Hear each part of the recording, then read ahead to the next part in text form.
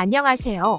오늘은 꼭 알아야 할 경제 용어 중 인플레이션에 대해 알아보겠습니다. 끝까지 들어보세요. 처음 듣는 분도 또 알고 계신 분도 들어보세요. 당신의 경제 상식에 도움이 됩니다. 인플레이션은 경제학에서 매우 중요한 개념으로 물가가 지속적으로 상승하는 현상을 말합니다. 인플레이션은 상품과 서비스의 가격이 전반적으로 상승하면서 화폐의 구매력이 떨어지는 것을 의미합니다. 이제 인플레이션의 역사적 배경, 주요 이슈, 그리고 경제학 논문에서 어떻게 다루어지는지에 대해 간단하게 살펴보겠습니다. 인플레이션은 고대 로마 시대부터 현대에 이르기까지 여러 역사적 사건에서 중요한 역할을 했습니다. 예를 들어 고대 로마에서는 전쟁과 과도한 화폐 발행으로 인해 인플레이션이 발생했습니다. 중세 시대에는 흑사병으로 인해 노동력이 감소하면서 임금 상승과 인플레이션이 일어났습니다. 근대에 들어서 20세기 초 독일의 하이퍼 인플레이션은 대표적인 예입니다. 제1차 세계대전 후 독일은 전쟁, 배상금과 경제적 혼란으로 인해 엄청난 인플레이션을 겪었습니다. 당시 독일 마르크화의 가치는 폭락했고 사람들은 돈이 휴지 조각처럼 되어버리는 상황을 경험했습니다. 인플레이션은 경제적 불안정을 초래할 수 있으며 특히 예상치 못한 인플레이션은 경제 주체들에게 큰 부담을 줄 수 있습니다. 일반적으로 인플레이션은 수요견인 인플레이션과 비용 상승 인플레이션으로 나눌 수 있습니다. 수요견인 인플레이션이란 경제 전반에서 수요가 공급을 초과할 때 발생합니다. 예를 들어 경제 호황으로 인해 소비자들이 더 많은 상품과 서비스를 구매하려 할 때 물가가 상승할 수 있습니다. 그리고 비용 상승 인플레이션이란 생산 비용이 증가할 때 발생합니다.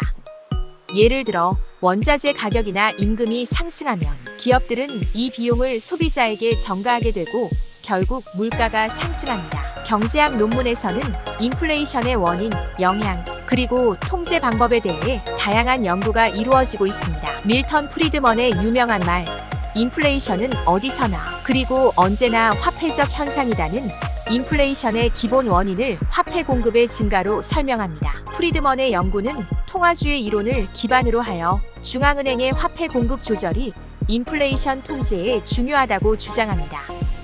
또한 최근 연구에서는 글로벌화와 기술 발전이 인플레이션에 미치는 영향을 분석합니다. 예를 들어 글로벌 공급망의 효율성 증가와 디지털 경제의 확산이 전통적인 인플레이션 패턴을 변화시키고 있습니다. 1960년대 후반부터 1970년대 초반까지 미국은 스태그플레이션이라는 독특한 경제 현상을 경험했습니다. 당시 경제는 침체되어 있었지만 물가는 계속 상승하는 상황이었습니다. 이는 석유 위기로 인해 원자재 가격이 급등하고 동시에 경제 성장이 둔화된 결과였습니다. 이 시기의 인플레이션은 경제학자들에게 새로운 도전 과제를 제시했고 다양한 경제 정책이 시험되었습니다. 한편 1990년대 일본의 디플레이션은 인플레이션의 반대 현상으로 물가가 지속적으로 하락하는 상황을 보여줍니다. 일본 정부와 중앙은행은 다양한 정책을 통해 디플레이션을 극복하려 했지만 장기적인 경제 침체를 겪게 되었습니다. 이처럼 인플레이션은 다양한 역사적 맥락과 경제적 요인에 의해 발생하며 그 영향은 광범위합니다. 경제학자들은 이를 이해하고 통제하기 위해 다양한 연구와 정책을 개발하고 있습니다. 인플레이션을 적절히 관리하는 것은 경제의 안정성과 지속 가능한 성장을 위해 매우 중요합니다. 현대 경제에서 인플레이션은 여전히 중요한 주제입니다. 최근에는 글로벌 공급망의 붕괴와 원자재 가격 상승, 그리고 코로나19 팬데믹의 여파로 인한 수요 충격 등 다양한 요인들이 복합적으로 작용하며 인플레이션이 발생하고 있습니다. 예를 들어 2021년과 2022년에는 코로나19로 인한 공급망 문제와 경제 재개에 따른 수요 증가로 인해 전 세계적으로 인플레이션이 급등하는 현상을 보였습니다. 인플레이션은 경제에 여러 가지 영향을 미칩니다. 적정한 수준의 인플레이션은 경제 성장과 투자 유인을 제공할 수 있지만 과도한 인플레이션은 경제적 불안정을 초래할 수 있습니다. 다음은 인플레이션의 주요 영향입니다. 구매력 감소 인플레이션이 발생하면 화폐의 실질 가치가 하락하여 소비자의 구매력이 감소합니다. 이는 특히 고정소득을 받는 사람들에게 큰 타격을 줄 수 있습니다. 비용 증가 기업의 생산 비용이 증가하면 이는 소비자에게 전가되어 물가가 더욱 상승하게 됩니다. 예를 들어 원자재 가격이나 임금이 상승하면 제품의 최종 가격도 상승하게 됩니다. 투자 불확실성 인플레이션이 예측 불가능할 경우 기업들은 장기적인 투자 결정을 내리기 어려워질 수 있습니다. 이는 경제 전반의 성장 잠재력을 저해할 수 있습니다. 이자율 상승 중앙은행은 인플레이션을 억제하기 위해 금리를 인상할 수 있습니다. 이는 대출 비용을 증가시켜 소비와 투자를 억제하는 효과가 있습니다. 경제학자들은 인플레이션을 다양한 관점에서 연구합니다. 예를 들어 통화주의자들은 화폐 공급의 증가가 인플레이션의 주요 원인이라고 주장합니다. 밀턴 프리드먼의 연구는 이러한 관점을 뒷받침하며 중앙은행의 역할이 강조됩니다. 다른 연구에서는 인플레이션 기대와 그 영향에 대해 다룹니다. 예를 들어 사람들이 미래에 물가가 상승할 것으로 예상하면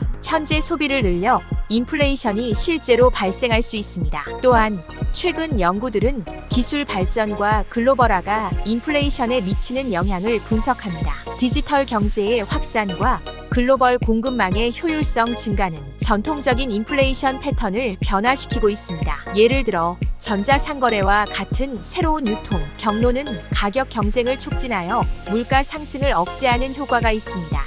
S&P 글로벌 더 밸런스 최근의 예로 2022년 미국에서는 팬데믹 후 경제 회복과 동시에 인플레이션이 급등하는 현상을 보였습니다. 이는 경제 재개로 인한 수요 급증과 공급망 문제로 인한 공급 부족이 겹치면서 발생했습니다. 미국 연방준비제도 패드는 이를 억제하기 위해 금리를 인상하는 조치를 취했습니다. 이러한 정책은 단기적으로는 인플레이션 억제에 도움이 되지만 장기적으로는 경기 침체를 유발할 수 있다는 우려도 있습니다. 또 다른 예로는 베네수엘라의 하이퍼 인플레이션을 들 수 있습니다. 베네수엘라는 2010년대 중반부터 경제 위기와 정치적 불안정으로 인해 극심한 인플레이션을 겪었습니다. 이로 인해 화폐의 가치가 급락하고 국민들은 기본적인 생활 필수품을 구하는 데 어려움을 겪게 되었습니다. 정부는 새로운 화폐를 발행하고 가격 통제 정책을 시행했지만 근본적인 경제 구조 문제를 해결하지 못하면서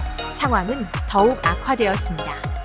인플레이션은 경제 전반에 걸쳐 중요한 영향을 미치는 현상으로 이를 이해하고 관리하는 것은 매우 중요합니다. 적정한 수준의 인플레이션은 경제 성장을 촉진할 수 있지만 과도한 인플레이션은 경제적 불안정을 초래할 수 있습니다. 경제학자들은 이를 연구하고 정책, 이반자들은 이를 관리하기 위한 다양한 방법을 모색하고 있습니다. 인플레이션에 대한 이해는 경제적 결정을 내리는데 중요한 기초가 됩니다.